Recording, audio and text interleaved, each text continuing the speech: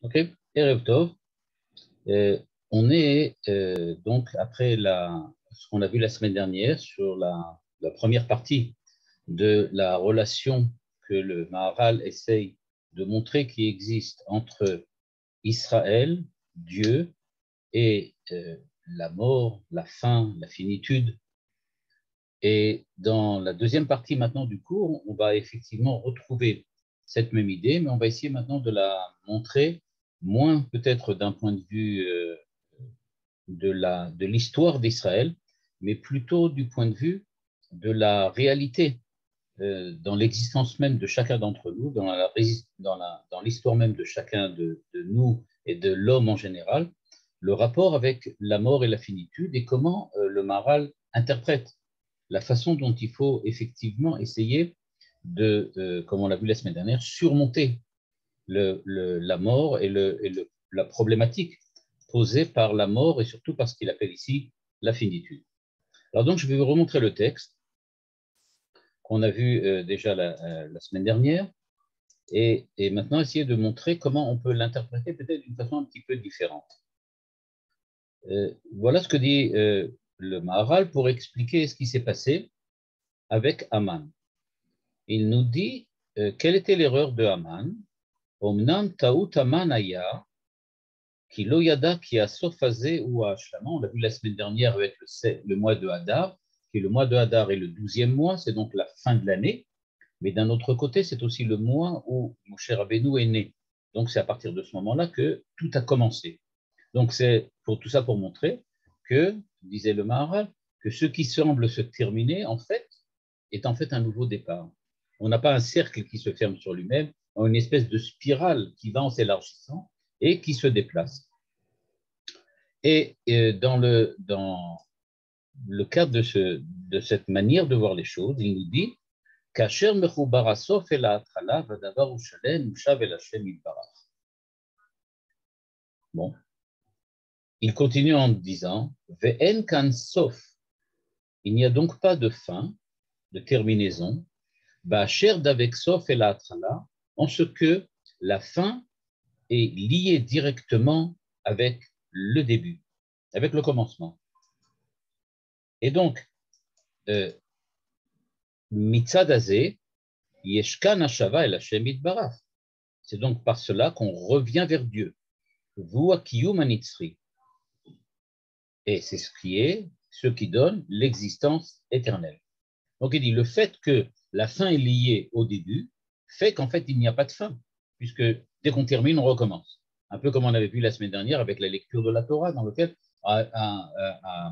quand on arrive à la fin de la lecture de la Torah, on recommence tout de suite, Bereshit bara Elokim et Hashem v'ta'aret, le jour de Simchat Torah. Et de la même manière, dit-il, V'kach be'Israël, av ki yesh la'em sof. Et même chose pour Israël, bien qu'ils aient une fin, une finitude, c'est-à-dire qu'ils ne sont pas éternels. Israël n'est pas éternel. Yesh lahem sof, en hasof hazeh rak hashlama. Mais cette fin-là n'est pas une fin vraiment. Elle n'est que la terminaison ou, on aurait pu dire, l'arrivée au maximum, on a vu la semaine dernière. Le fait que maintenant, on est arrivé à la complétion, à la complétude. On a fini, on a fait quelque chose de parfait. On est à la perfection. Ven kan sof mamash. Et donc, il n'y a pas vraiment de fin. Kacher asof yishlochibur ela atrala, qui revient sur l'idée.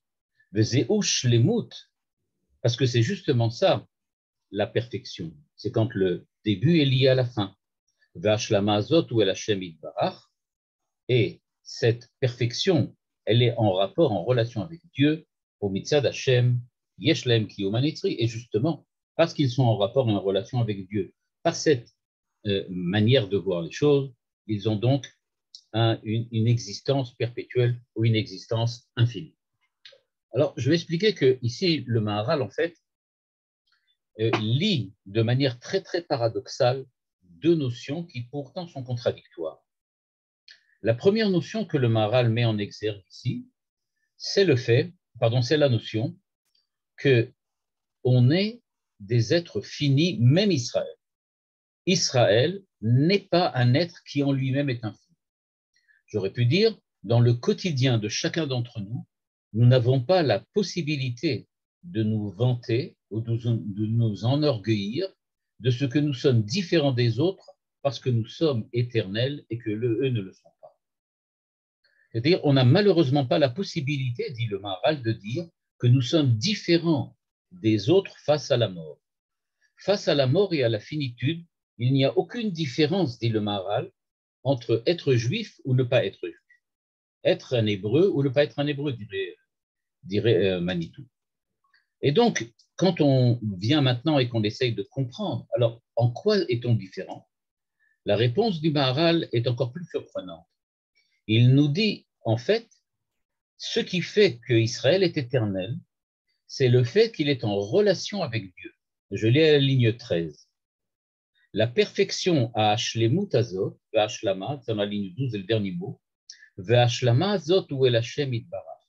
La perfection, mais la perfection limitée, la perfection dans les limites, dans les règles de la limite auxquelles les enfants d'Israël parviennent, cette perfection à laquelle ils parviennent, cette perfection, Hu El Hashem Itbarach.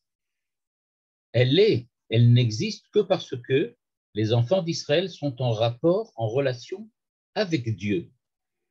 Ou Mitzad Hashem Itbarach.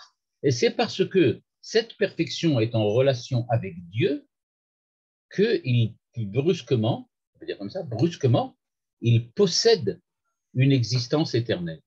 C'est-à-dire que l'éternité qui est offerte à Israël, est une éternité qui ne vient pas du fait que Israël est parfait, c'est-à-dire éternel par lui-même, en lui-même, parce qu'il nous dit-il en lui-même, ils sont tout à fait différents ils sont absolument pas différents des autres. Eux aussi sont limités. Mais ce qui fait qu'ils sont véritablement éternels, qu'Israël est éternel, que l'histoire d'Israël est éternelle, c'est que Israël est lié avec Dieu qui, lui, est éternel. Et donc, arriver à la perfection, c'est arriver à être en relation avec le Créateur. Et comme nous sommes en relation avec le Créateur, alors nous avons la possibilité et la capacité d'être en relation avec Dieu qui est éternel, ce qui veut dire que nous aussi, nous nous imprégnons d'une certaine éternité grâce à cette relation. Ce qui veut dire, l'éternité n'est pas une qualité intrinsèque à Israël. C'est la première chose. Deuxièmement, le fait qu'Israël arrive à la perfection, cette perfection n'est pas de l'ordre de l'éternité. Elle n'est pas de l'ordre de l'éternité. Mais cette perfection, elle est dans les limites de ce que l'homme est, de ce qu'Israël est, c'est-à-dire les limites de la finitude. C'est ce qu'il dit ici quand il dit que nous sommes arrivés à la fin et que cette fin-là, c'est ce qu'il appelle la perfection, mais cette perfection, elle est dans le cadre de la finitude. On n'arrive pas à une perfection qui est une perfection, j'aurais pu dire, infinie, celle de Dieu. L'homme, dit le Maharal, même si quelquefois il a parfois en tout cas des velléités mystiques, et il aurait envie d'être différent de ce qu'il est, atteindre des limites qui sont, ou dépasser les limites naturelles des limites elles-mêmes, eh bien, nous dit-il, cette façon de penser qu'il est possible d'être au-delà des limites, c'est-à-dire arriver à l'infini, il dit ceci est quelque chose qui est faux. Nous sommes définitivement liés avec la finitude. Mais quand nous sommes liés avec la finitude, est-ce à dire qu'on va rester définitivement mortel? Alors nous dit-il, la perfection à laquelle on arrive quand on atteint la fin, qui est aussi un début, c'est quelque chose qui nous met en rapport avec Dieu, et puisque Dieu est éternel, alors nous jouissons d'une certaine forme d'éternité. Et c'est pour cela que nous sommes à la fois limités dans la finitude, mais aussi en relation, en rapport avec l'éternité. Mais même plus que ça, dit le Maharal, c'est grâce au fait que nous arrivons à atteindre la perfection dans les limites que nous avons le droit, parce que cette perfection est d'une certaine façon liés à Dieu, que nous avons le droit, par cette liaison et cette relation avec Dieu, d'être au-delà des limites. Nous réalisons les limites à la perfection et nous sommes, d'une certaine façon, illimités. C'est parce que tu es profondément dans le cadre de l'infini que tu as la chance de pouvoir être infini. Mais ce n'est pas grâce à toi, ce n'est pas grâce à ce que tu as fait, c'est grâce au fait que Dieu est là pour te donner la possibilité d'être plus loin que ce que tu es. Et donc, ce que semble dire ici le Maharal, c'est qu'il y a comme véritablement un véritable paradoxe. C'est grâce aux limites qu'on dépasse les limites. C'est grâce aux limites qu'on dépasse les limites. C'est grâce au fini qu'on a une possibilité de toucher l'infini. C'est grâce au temps qu'on a la possibilité d'être éternel. Et donc, c'est quelque chose qui revient assez souvent, il faut bien dire, dans la pensée du Maharal, mais quoi qu'il en soit, ça demande un petit peu à être explicité, ce que je vais essayer de faire ce soir, c'est-à-dire de montrer qu'on pourrait trouver pas, j'aurais pas dire, une interprétation rationnelle de ce que dit le Maharal, parce qu'il n'en restera pas moins que ça restera toujours paradoxal quoi qu'on fasse. Mais en tout cas, ça nous permettrait de saisir les choses peut-être d'une façon un petit peu plus claire. J'aimerais juste dire encore quelques phrases de ce qu'écrit ici le Maharal pour mettre en rapport avec Purim. Ou la vin maché amrou, ligne 15, im kol hamoadim betelim yemei Purim lo hayu betelim, c'est-à-dire que, comme on l'a vu, Purim restera à jamais alors que les autres fêtes vont disparaître. Ki kol hamoadim zecher l'Yetziat Mitzrayim ve'Yetziat Mitzrayim hu hatchala. Toutes les fêtes sont liées avec Yetziat Mitzrayim, et Yetziat Mitzrayim, c'est le début de l'histoire d'Israël. C'est le début de la réalisation de l'identité d'Israël. Vezeu etzem Israël. Ve'af sha'atchala hu min Hashem yitbarach, mikol makom davar ze yesh lo hefsek bebitul. Ki kol nivra yesh lo bitul mitzad atzmo. Yiyeh mishehu. Regardez, il revient sur la même idée. À partir du moment où nous sommes créatures, alors nous sommes limités, nous sommes finis. Nous ne pouvons pas nous prétexter d'avoir le privilège d'être infinis, que nous soyons Israël ou autre. Et c'est bien ce qu'il dit ici. Kol nivra yeshlo bitul mitzad atzmo, ligne 18. Yiyeh mishehu. Peu importe qui il est, il sera toujours fini. Et c'est pour ça qu'à Moadim, Zecher l'Yetziat Mitzrayim, Mitzrayim hu hatchalat Israël, Kol davar yeshlo sof velachen yesh bitul hamoadim. Bon, ok, là on a compris. C'est donc quelque chose qui est intrinsèque à la nature de la créature. La créature est finie, donc mortelle. Il n'y a pas le choix. Aval yemei Purim, nous dit le Maharal, en ze haya mitzad atzmam, ki me'Hashem im me'Hashem yitbarach, ma shehu yitbarach tachlit vasof Israël, ki Israël em el Hashem yitbarach, vedavar shehu mitzad Hashem yitbarach, lo mitzad atzmam, ledavar ze yefshar shelo hefsek la.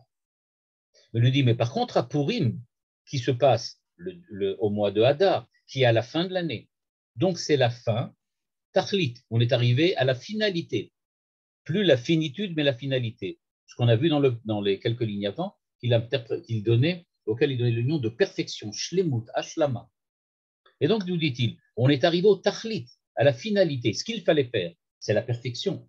À partir du moment où nous sommes sauf Israël, la perfection d'Israël, pas la fin, pas la finitude, mais la finalité, alors Israël est même à la Sheim Barach. À ce moment-là, on est en relation intime avec Dieu. Vedavar shu mitzad Hashem yitbarach, lo mitzad atzmam. Davar ze yefshar shelo hefsek la. Et ça continuera encore.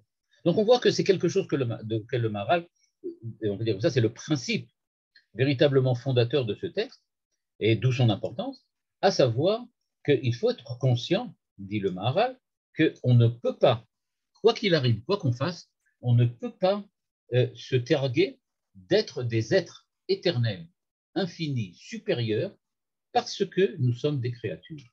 Par contre, il y a quelque chose d'étrange qu'il va falloir maintenant expliquer, c'est quand nous arrivons à la perfection de ce que nous pouvons être en tant que créature, c'est-à-dire en tant qu'être limité, en tant qu'être fini, c'est à ce moment-là que la relation que nous prenons, que nous avons, on peut dire comme ça, que nous avons renouvelée avec Dieu, nous permet de participer à l'éternité, à l'infini, à la perfection du Créateur.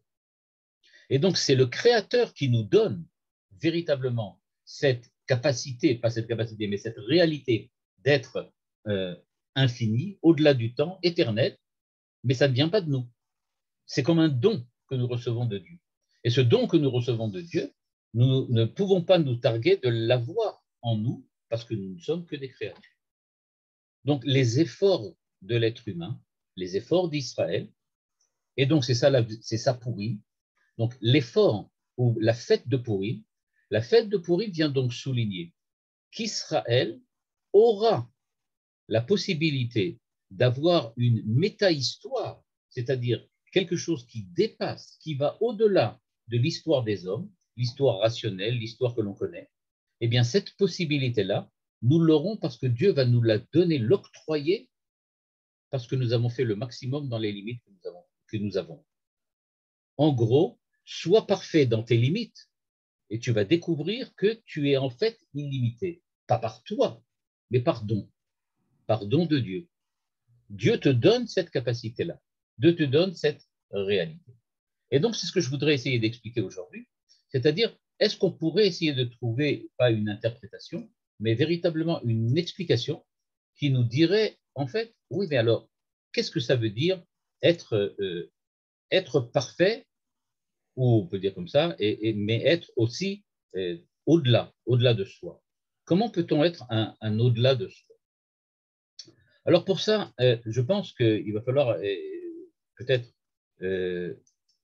essayer, en tout cas dans un premier temps, de comprendre en quoi la relation, le rapport que nous avons avec la finitude et avec la mort peut quelquefois nous jouer des tours. Et donc, je voudrais commencer peut-être en faisant peut-être une petite rétrospective, mais vraiment très très courte, sans citer des noms, de rentrer dans tous les noms, entre Kant, Heidegger, Sartre, etc. C'est pas mon propos ici n'étant pas de montrer quelles sont les différentes thèses ou les différentes pensées des différents auteurs.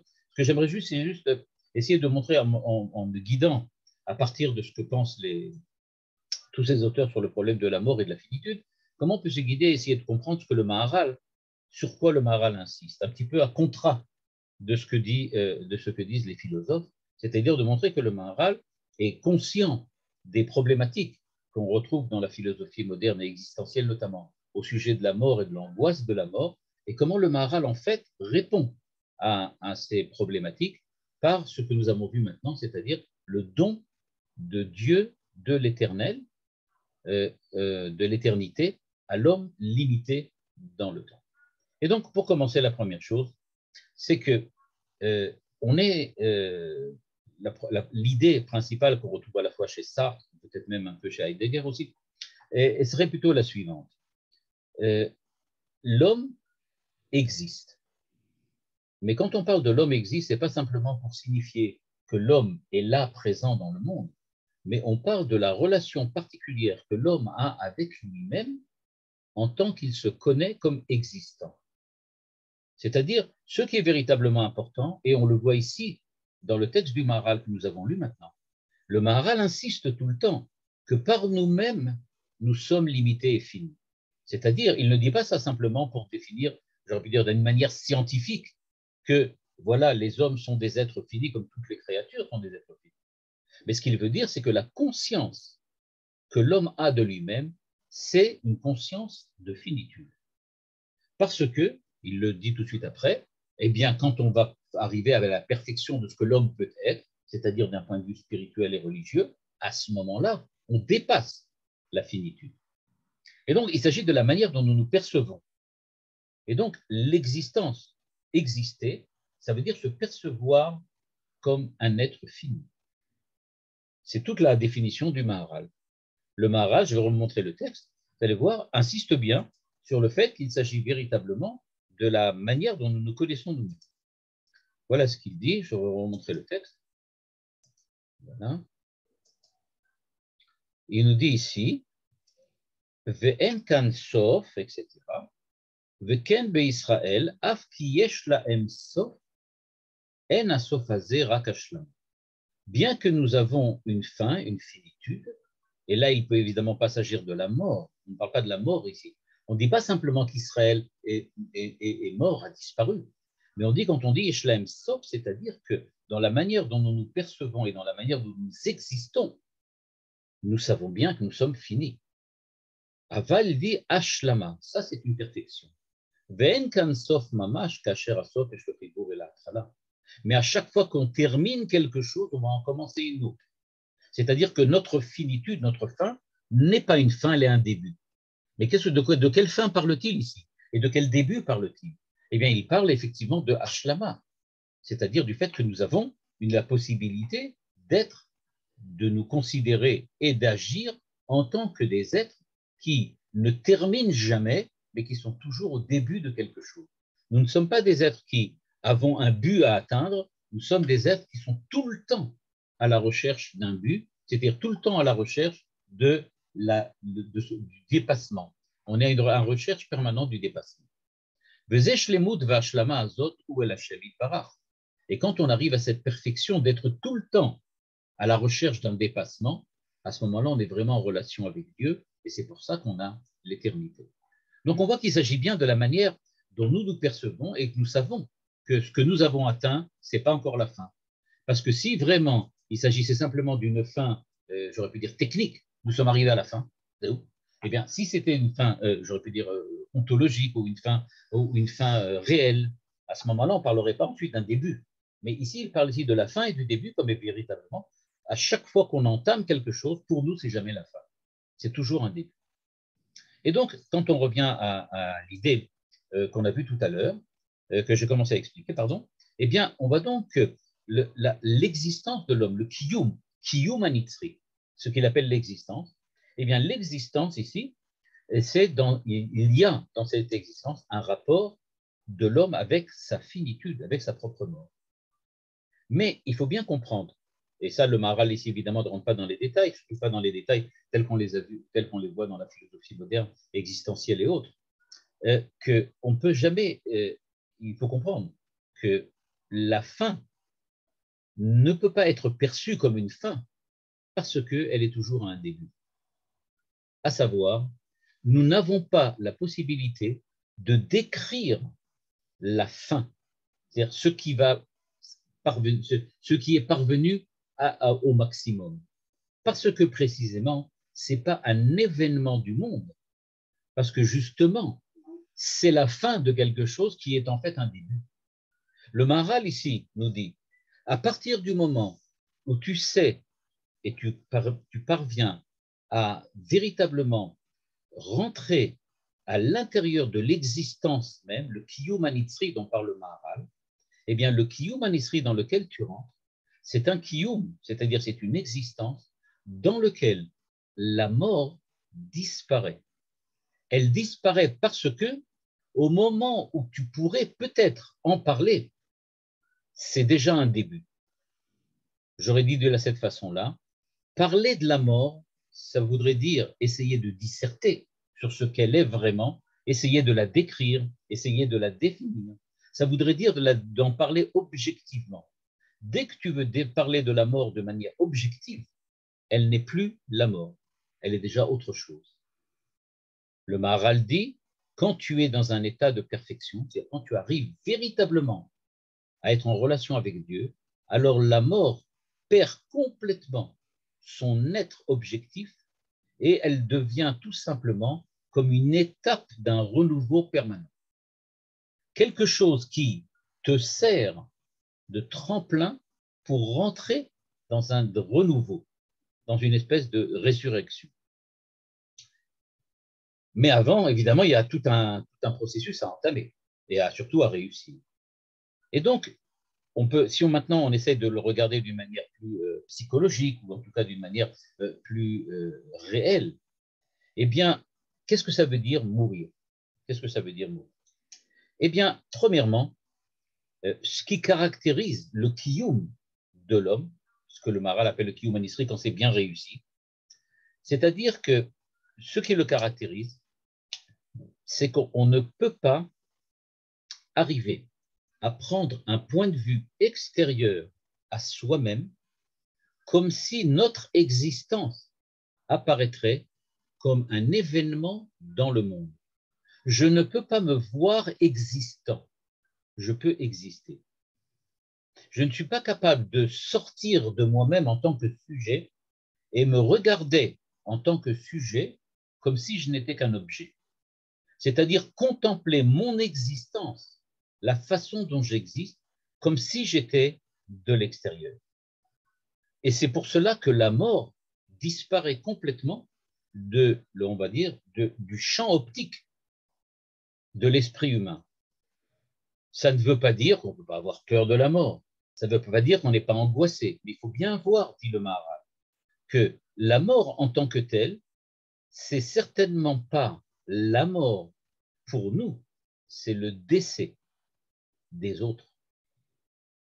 À savoir, quand nous parlons de la mort, ce que nous avons à l'esprit, ou plutôt ce que nous décrivons, ce n'est pas la mort, c'est-à-dire celle qui va intervenir pour nous, mais c'est le décès de quelqu'un d'autre.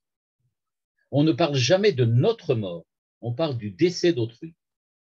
Et donc, c'est un accident objectif qui arrive tous les jours aux autres, mais pas à moi. À moi, il ne peut pas arriver. À moi, il n'y a pas de décès. Je ne pourrai jamais observer ma mort, en parler, la définir, la décrire, comme si c'était le décès de quelqu'un d'autre. Je ne pourrai jamais. Parce que je ne suis pas, on va dire comme ça, concomitant avec ma mort elle-même. À partir du moment où je suis mort, ben évidemment, je ne suis pas là pour en parler. Et tant que je peux en parler, c'est que je suis vivant. Donc, et quand on dit j'ai peur ou je suis angoissé par la mort, etc., c'est pas par la mort que j'ai peur. Ce que j'ai peur, ce que je suis angoissé, c'est le décès de l'autre. C'est-à-dire je me suis représenté ma mort comme un décès, et à partir du moment où j'ai défini ma mort comme un décès, effectivement, elle devient angoissante. Et on va voir tout de suite pourquoi, et on va voir tout de suite comment le Maharal va nous dire que le Kiyum Anitzri, c'est justement de sortir de ce cercle vicieux dans lequel je me vois à la fois à l'intérieur et à l'extérieur, et par lequel j'ai l'impression que je me connais, alors qu'en fait, je m'affirme autrement que ce que je suis. De ce point de vue-là, pourquoi parle-t-on donc de la mort? C'est-à-dire, pourquoi parle-t-on de la mort? Et c'est-à-dire, la définit-on telle que la manière dont on l'a jusqu'à présent? Parce qu'en fait, et c'est là justement ce que le Maharal souligne, tant que tu n'es pas arrivé à perfection, alors la mort et la finitude que tu considères comme un décès de quelqu'un d'autre, c'est la manière dont toi tu luttes contre la mort, c'est-à-dire dans la manière dont tu te crois immortel. C'est un peu compliqué peut-être à comprendre, mais c'est très simple en fait en soi. À partir du moment où je transforme la mort, c'est-à-dire la véritable, la mienne, en décès, c'est-à-dire que j'en fais un événement, c'est-à-dire que j'en fait, j'y ai prise, c'est un objet, je peux en parler, je peux en faire quelque chose, j'ai la possibilité de la dominer par l'esprit, par la raison, par la passion, par les sentiments, par tout ce que tu veux. J'ai la possibilité enfin de pouvoir lutter contre elle. Parce que tant qu'elle est mort véritable, véridique, et pas décès, eh bien, je ne peux rien en faire. Et donc, elle peut peut-être être source d'angoisse. Je ne sais pas exactement ce qu'elle veut, je ne sais pas exactement ce qu'elle est. Par contre, maintenant que je l'ai là devant moi, j'ai la possibilité de la vaincre, possibilité réelle. C'est ça qui fait que c'est la condition de mon immortalité. Je peux enfin lutter, sauf, on pourrait dire comme ça, en termes comme ça, l'ennemi a montré son visage. J'ai découvert le visage de la mort ou dans le visage du décès d'autrui. Et donc maintenant, j'ai la possibilité de pouvoir non seulement en parler, mais de pouvoir vivre avec. Et donc, j'ai une espèce d'immortalité. Je suis capable de parler de la mort. Je suis Heidegger, je suis Sartre, je parle de la mort, je peux en discuter, je peux en disserter. Elle est devenue quelque chose qui fait partie de mon monde, moi sujet. J'ai un objet de réflexion qui s'appelle la mort. En fait, on l'a dit, c'est le décès d'un autre. Mais c'est comme ça que je la vois. Et puisque j'en suis là, alors brusquement, ça y est, je suis capable, peut-être, avec un peu d'un effort, d'être immortel. le Maharal balaye ça on va dire d'un grand coup de balai. Et quand il balaye ça, il nous dit, rien ne changera rien. Tu peux t'appeler Israël, tu peux t'appeler tout ce que tu veux, tu seras mortel. L'immortalité, elle n'est pas là. Elle n'est pas du côté de l'homme. Elle n'est pas dans la perception de l'homme. Elle n'est pas dans la croyance en une espèce d'immortalité virtuelle, provisoire, que l'homme se crée en pensant qu'il a possibilité de vaincre la mort s'il est capable d'en parler, s'il est capable d'en vivre.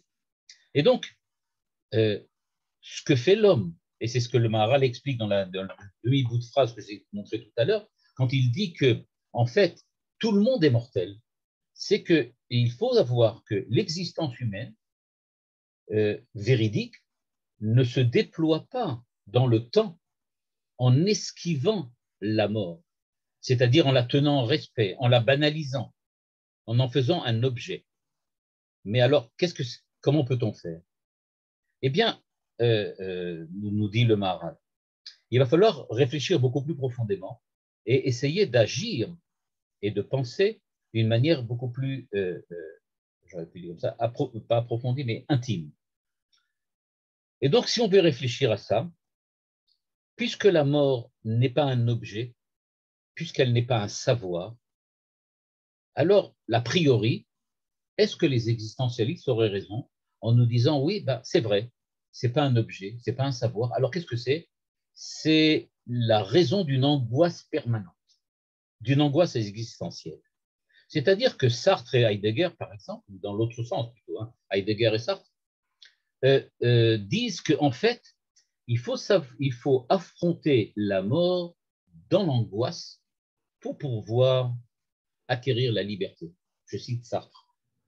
C'est-à-dire agir de manière responsable. Autre possibilité, celle que Heidegger parle quand il parle du on, il dit, bah oui, on se laisse absorber dans les tâches quotidiennes et on oublie qu'on est mortel. C'est-à-dire qu'on a en fait réussi à lutter contre la mort. C'est-à-dire que les existentialistes, en fait, nous proposent deux possibilités, j'aurais pu dire comme ça, ils nous indiquent deux possibilités de vie. Une possibilité serait de vivre d'une manière inauthentique, à savoir se laisser absorber dans les tâches du quotidien, travailler, oublier, c'est tout, je vis parce que c'est comme ça, j'ai pas de problème. Et je vis, puisque je vis, donc tout va bien. Un petit peu à la manière dont la personne qui tombe du 50e étage d'un building et qui, tant qu'il est en chemin, dit, bah, de toutes les façons, pour le moment, il n'y a toujours rien. Je ne suis toujours pas arrivé en bas. Et donc, c'est un peu ça. Et d'un autre côté, deuxième possibilité, ça serait de dire l'angoisse. L'angoisse étant en fait le fait de réaliser qu'il y a quelque chose de terrible, mais je ne sais pas quoi en parler. On sait qu'aujourd'hui, quand on parle en psychologie d'angoisse, eh bien, très souvent, on lit ça avec l'inconnu. C'est-à-dire ce qui est inconnu, ce que je ne connais pas, ce que je ne peux pas rationaliser, eh bien, j'en ai peur. Il me crée une tension permanente. Et donc, c'est pour ça que je reste comme ça, gelé sur place, paralysé. En fait, le Maharal nous dit, ces deux réactions, elles ont toutes les deux le même défaut. Laquelle? C'est que tu as objectivé la mort. Tu l'as objectivé. Parce que le sentiment d'angoisse, c'est pas devant l'inconnu que tu es angoissé, c'est devant la connaissance d'un inconnu. C'est-à-dire, tu t'es posé devant toi un objet que tu as dissimulé et que tu dis maintenant qu'il est dissimulé, que je ne le vois plus, alors je suis angoissé. C'est-à-dire, pourquoi ai-je peur de la mort, dirait le Maharal à Heidegger ou à Sartre. Il dit, vous avez peur de la mort parce que d'abord vous l'avez posé en tant qu'objet, en tant que décès, en tant que ce qui arrive qu'aux autres. Et vous l'avez pris sur vous et vous avez dit, ce décès-là, je ne le veux pas. Il me fait peur. Pourquoi? Je le dissimule, je ne le comprends pas. Il va m'arriver, je ne sais pas quand. Il va intervenir, je ne sais pas comment. Et brusquement, il va être là. Or, on l'a vu tout à l'heure, le Maharal dit. C'est justement ça qui est la problématique. C'est que tu en as fait un objet. Maintenant, le fait que tu affirmes maintenant que cet objet est tel que tu ne le connaisses pas, ça n'en demeure pas moins qu'il reste véritablement un objet. c'est-à-dire que tu l'as véritablement posée en dehors de toi, comme si toi tu la connaissais. Et donc, dirait le Maharal, en fait, il faut que tu penses à une autre direction. Alors, quelle est la direction que le Maharal nous propose? La direction que le Maharal nous propose, elle est la suivante.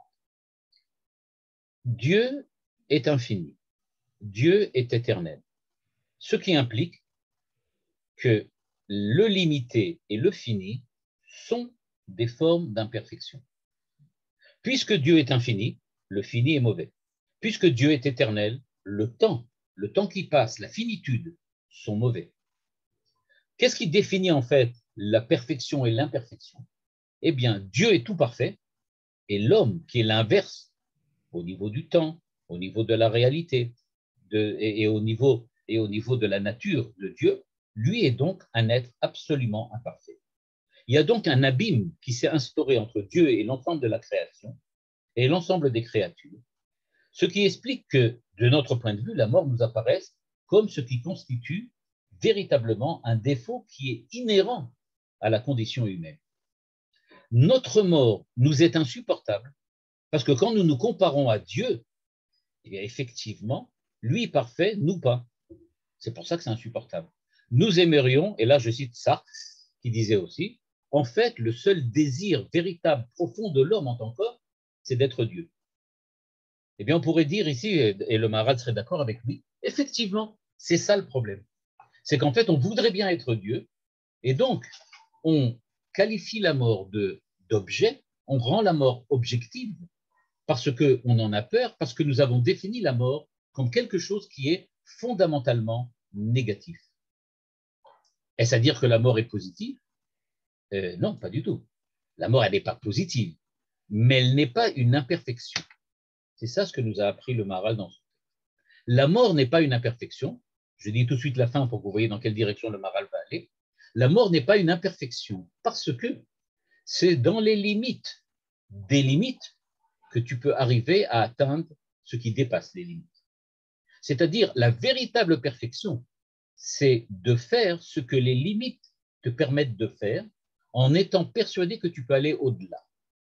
Et donc, les limites, d'une certaine façon, ce n'est pas quelque chose qui nous limite, qui viennent empêcher de passer au-delà, mais c'est au contraire une chose qui nous permet de retrouver notre origine et notre stabilité grâce à la relation avec le Créateur. Dieu est créateur, c'est-à-dire qu'il est à l'origine de l'homme. Quand je me découvre limité, c'est-à-dire quand je me découvre créature, eh bien, cette réalité de créature que je découvre en moi, c'est ça qui est mon origine, c'est ça qui est ma stabilité, et c'est ça qui va me permettre d'être en relation avec le Créateur. Tant que je suis persuadé que je ne suis pas une créature, mais que je serai peut-être un créateur, eh bien, j'ai aucune chance de pouvoir arriver à être autre chose que quelqu'un qui va être angoissé devant la mort. À quel moment je me libère de la mort, dit le Maharal? Je m'en libère quand je sais que je ne dois pas regarder mon origine. Et je dirais l'origine comme l'origine de deux axes. De deux axes. C'est-à-dire l'origine, c'est-à-dire à partir de quoi on définit tout le reste. Si au lieu de définir l'origine de l'homme en lui-même, comme s'il était un Dieu, l'homme regarde son origine en Dieu, en tant que créature, à ce moment-là, il retrouve qui il est et la stabilité qui lui est indispensable à l'intérieur de lui. Et c'est comme cela qu'il peut rentrer, arriver à ce que le Maharal appelle Ashlama, la perfection, ou bien Tachlit, la finalité. Et donc, le mourir pourrait apparaître comme la condition du être et la mortalité, non plus comme un obstacle, mais comme une chance pour l'homme, pour Israël, un tremplin dans lequel il va pouvoir véritablement commencer à exister. Ce que j'ai dit maintenant, c'est ce qu'a dit le Maharal en une demi-phrase. C'est-à-dire, dit le Maharal, le Kiyum Anitzri, c'est quand la fin rejoint le début. c'est-à-dire quand le mourir apparaît comme la condition du naître. Pourquoi véritablement on meurt? Parce que c'est la seule possibilité pour nous de véritablement commencer à vivre. Pourquoi on peut atteindre le kiyum hanitzri, c'est-à-dire l'existence parfaite? Parce que précisément nous sommes limités dans le temps, c'est-à-dire que nous avons la possibilité de commencer quelque chose. Un être éternel, Dieu, ne commence pas, ne finit pas. L'homme a la possibilité, et pas seulement ça, il a la chance exceptionnelle de pouvoir commencer. C'est ce que dit le Maharal. Quand la fin est liée au début, puisqu'il n'y a pas de fin chez nous, dit le Maharal, il n'y a pas de fin. On n'arrive pas à la fin. La fin est toujours un début. C'est-à-dire qu'on va bondir dans l'existence même. On va véritablement sauter au-delà de la fin pour continuer et commencer. Et donc, on peut dire que la mort nous révèle que nous ne sommes pas des êtres éternels, nous sommes des êtres éphémères. Et si notre être est aussi éphémère, c'est-à-dire qu'il est capable d'être ouvert à lui-même en retrouvant son origine en tant que créature, mais aussi aux autres et au monde. Et donc la finitude, c'est pas du tout j'aurais pu dire comme ça, une passivité de la créature, qui serait un petit peu prise dans un destin, un peu la destinée, mektoub. Je n'ai pas la possibilité, je dois avancer, je dois faire ce que le monde m'indique. Mais au contraire, c'est une activité qui me demande de me redécouvrir moi-même, de renaître, de naître et de redécouvrir les autres et de redécouvrir le monde, la réalité, la création. Être créature, nous dit le Maharal, et c'est ça l'enseignement de Purim. L'enseignement de Purim, c'est que malgré la galoute, malgré les souffrances, le fait que nous avions été placés dans une situation limite, dans laquelle nous étions véritablement au bord de la mort, Aman avait quasiment réussi son coup. Il a failli réussir complètement. C'est-à-dire qu'il a failli nous montrer que véritablement on était des êtres finis, terminés. Il a failli nous exterminer. C'est en arrivant devant là, de ce point-là, que brusquement on a pu jaillir et créer quelque chose d'exceptionnel par la fête de Purim, à savoir rentrer dans un processus messianique. Comme on le sait, c'est avec Mordechai qu'a commencé aussi l'idée, ou en tout cas la réalisation de la reconstruction du second temple. Et donc, ce que nous montre donc le Maharal, il nous dit, la fête de Purim ne va jamais disparaître. Parce que la fête de Purim, c'est la fête du rebondissement. La fête qui nous montre que justement, à Purim, nous avons pris conscience que nous étions mortels. Jusqu'à Purim, nous étions persuadés que grâce à l'aide de Dieu, nous allons rester éternels. C'est fini. On n'a aucun souci à avoir. Jamais rien ne remettra en cause notre histoire. Jamais rien ne remettra en cause notre réalité, notre être, notre existence. Purim nous a balayé tout ça d'un seul coup. Voilà, vous allez pouvoir être exterminés. Aman a décidé de vous exterminer et il va réussir. Alors, d'où est-ce que ça vient? La réponse. Comment va-t-on être sauvé? Nous dit Mordechai, Ve'ag Yeshua tavo mimakom acher. D'ailleurs, de Dieu, et le Chazal dit, makom acher de Dieu.